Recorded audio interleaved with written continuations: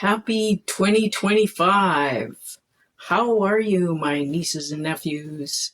It's me, it's Aunt T, and I bet you thought I had gone off the surface of the earth, but I'm still here. I'm still here doing what I do best, just chatting with you. So let's be pretty today. Let's be pretty amazing today. So, I haven't been around for a while. I have to admit something. I don't do very well with Christmas. Christmas is a tough time for me. And it's basically because I'm kind of new to it, actually. I wasn't ever brought up celebrating all the holidays.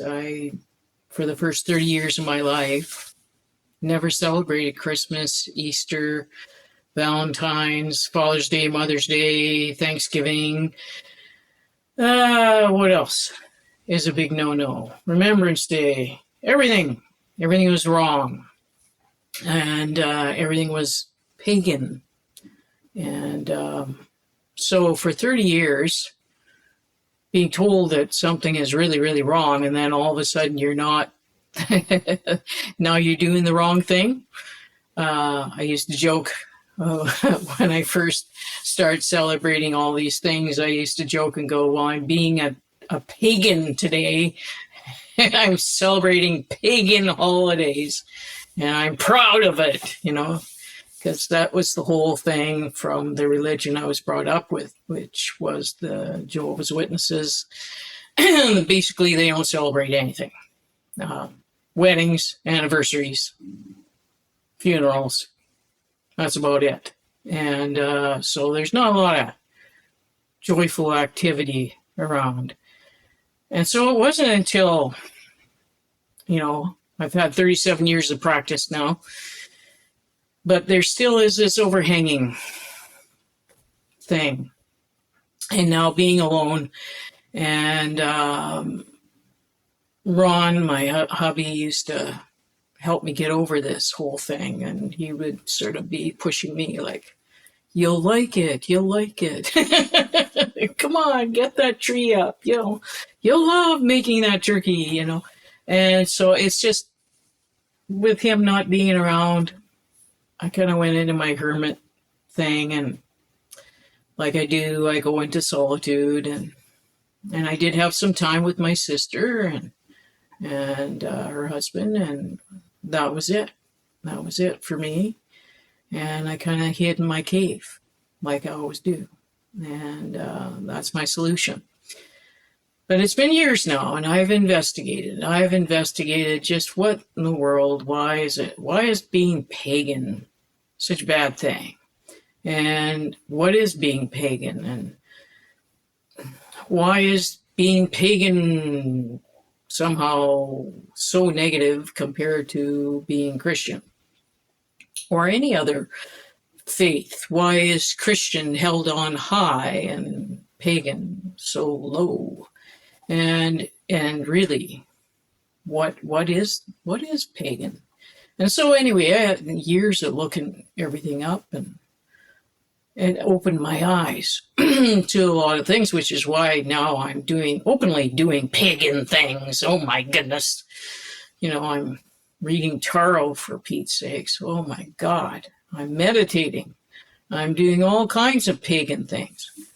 I'm celebrating all kinds of pagan things. So, but like a lot of different cults, and I'm calling them a cult, because they like to separate themselves from what everyone else is doing to make themselves look somehow so holy and different and righteous and better and everything else, when they don't really realize that at the time that Christmas didn't really get to be the Christmas that we know Christmas to be until maybe, I think, the Macy's, wanted to really make it into a shopping thing. And I think that all started in the 50s, really.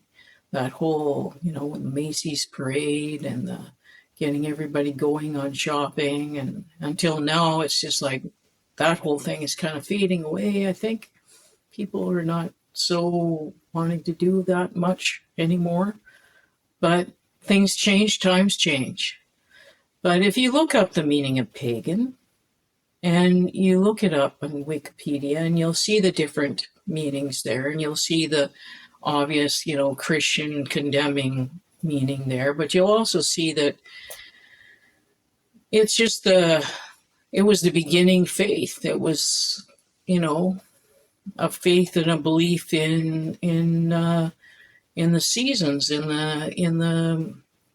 the beginning times. It was the beliefs in different gods and goddesses. It was what they believed, the Romans believed, what the Greeks believed, what the Vikings believed. And it's just, why is that wrong?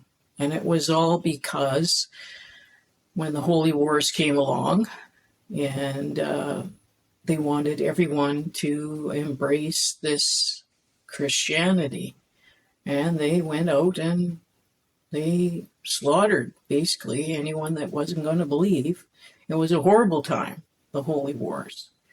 And so they condemned and made them look like the devil or demons or whatever, or that they were somehow so bad.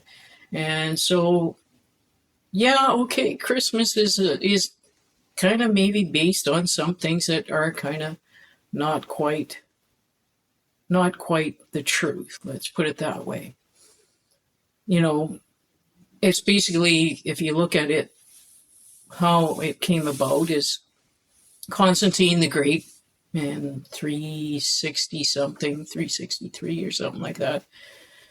He had a bit of a time back then, Constantine, and he wanted to get the Romans or the pagans and the Christians to get along, because there was a lot of conflict. And they came upon the early writings of the Gnostics, and they put together the canonizing of what we know to be the Bible today. And they kind of altered a few things. And by altering, they sort of wanted to make Jesus into a very divine, holy man, which really in reality he was a man. And he was actually even married and everything else. But they took a lot of that out, made him into this celibate, holy man. And they took the beliefs of this time, which was Saturnella, which was what the belief of the sun, the birth of the sun on the 21st of December. And then you've got the birth of the Son of God. So they kind of just moved the dates a little bit, put it to the 25th. And I'm really paraphrasing and putting it into my language here, so please don't pick me apart here. I know you're all busy now looking up Is She Telling the Truth, but, I know I'm probably altering a lot of things and not saying it correctly, but here, I'm just paraphrasing. And what I was taught was that, this is not what the early Christians never celebrated Christmas. They never celebrated birthdays. Those things are all pagan things, and we don't do that. We're not like that, blah, blah, blah. And so, but the Romans also are the ones that created our calendars. They also, every day of the week is named after a god. So if you're going to condemn those holidays, you better condemn everything then, because everything we do then has a pagan origin. So let's get off of it, okay? You're not better than anybody else if you're saying that you're not following things that are pagan, because you do. You have to, Everything we do has some origin from the Romans or the Greeks or the, whatever was of the time. So why does that make it bad? Okay.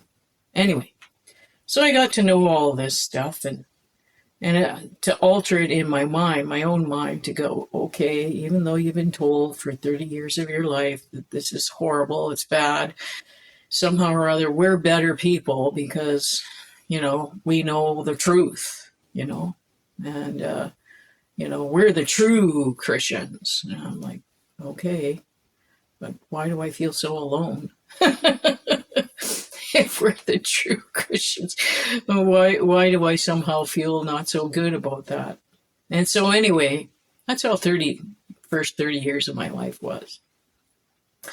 And so, to be pagan, back to Constantine. So he did all this. They kind of left some things out of the Bible, and they kind of altered a few things. And, a lot of the canonizing of certain things. And then if you read other works, other writings that have come out many, many years later that were actually hidden writings, and you understand why it was hidden, because you would have gotten killed if you told anyone what you really knew or what you really believed. It was that scary back then. And so this whole kind of driving home that it's from the devil, it's evil, it's bad, it's all that, it's not true. It was just an early belief, and it was somehow made to be looked at bad, but it was the way people believed back then. They believed in gods. They believed in different gods. The sun coming up, and when you think the 21st of December is the shortest day, and then every day it's like the birth of the sun. So they kind of incorporated celebrations there together, and different things that were done, the Christmas tree and the star on the tree, and all these different things incorporated the two different beliefs so that he could Constantine did a good job. He was a good mediator there, kind of brought the two things together, sort of make peace with everyone, try to get everybody happy, celebrating, combined a few different celebrations that way, Easter that way as well, bunny rabbits and eggs and different things like that, just the beginning of the season, the celebration of spring. And so when you combine those things together, those celebrations together, it's not that it's bad, it's not that it's wrong, and you're not a better person if you're not celebrating. So, but in my mind, it's still kind of there that when you think about it, I was very much mind controlled for the first 30 years of my life. And so some things still hang in there, still are there. And so that's kind of why I've been quiet, folks. That's why I've been away, in my hermit cave. And it helps me out. I think about these things, and I take the time to analyze myself and look at it as this another thing I've grown from, another thing I'm moving forward with. And so I'm a happy pagan, a pagan Christian. That's me, and I'm happily learning both sides. And I think that's something today that we need to look at. There is this separation we put on, what is right and what is wrong, and we we love the superhero movies too, don't we? Where Superman and Batman and all those guys, but they're held on high as the good guy, and then you got the bad guy, and so sometimes you kind of have to go, okay, are they really bad, or, you know, and are they really good? And as soon as we do that and we cause that rift, that separation, and it's hard. It's hard to live in that separation. It's hard to have that. And because you start to realize, hey, I'm not better than them. I'm not more righteous or holy than they are. And so just looking at things a little differently. And so anyway, always remember that. Remember that what always is sort of preached to you all your life doesn't have to be the truth. You can open your eyes and actually see things in another perspective, I should say, another way of looking, just another way, another view, another point of view, and try to put yourself in there and see that there could be another way of looking at it. And so some people, I understand if they're having a hard time at Christmas, and holidays are kind of a little tough on some people. And, we're not used to it. And I find these holidays are especially happier for people that have a family, that have people to join with and have this joyous time with and have some time together. And so be mindful of that. Not everyone is able to have a happy Christmas. Some of us are stuck in our heads trying to go, okay, all that stuff I was told was really bad. It's not really that bad. Okay. I'm okay. I'm all right being pagan. I'm a pagan Christian, and I'm proud of it. Anyway, so I hope your new year is starting off great. I have some great ideas for myself. I'm started this whole thing back in April, and I didn't know how I was going to go with all this, and how it just has organically grown for me. And I'm changing every day and learning different things every day and looking at myself in a different way, and always evolving and changing and realizing some things about myself and about what my purpose is in life and what it means to be following your purpose in life. And I really think my purpose is to be a healer. And I've recently come upon some new healing practices that I'd like to, well, it's new to me. It's been around for quite a while, but I think I'd like to look at theta healing, and so I'm looking at doing that possibly in this year, and learning about that, and learning about how everyone can embrace looking at life differently as well, and look at how we can all evolve into this other dimension. If you haven't heard that we are evolving and changing into another dimension, a fifth dimension, and what that all means. And I'd like to go on and explain more with other videos that I do, and just carry on with that and carry on with my own evolution here, and helping people to move forward, to always realize that what you might think is the only way isn't the only way, and that isn't always the truth. And yeah, when I was 30, I figured that all out, and it was quite a revelation for me. And to realize that there's a whole big world out there that I didn't see, that I didn't know. And I've been brave ever since, learning and evolving ever since.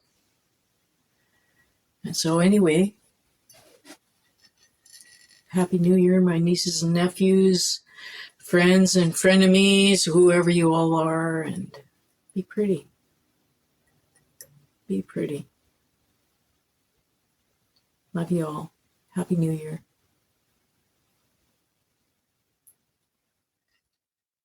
Oh, hi there. Or I should say bye. You caught me. Yeah, I'm drinking coffee. Yeah. I also drink coffee. Yeah. And it turns out I like coffee as much as I like tea. But anyway, it's the end of the video. And I wonder if you could do me a favor. All you have to do is click like.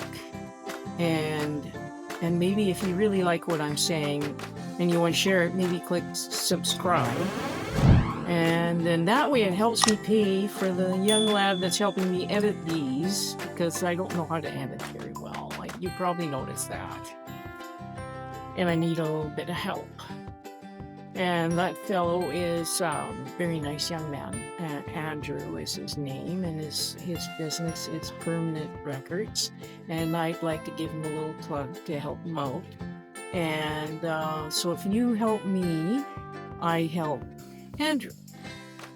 And that's how it goes. We just help each other out.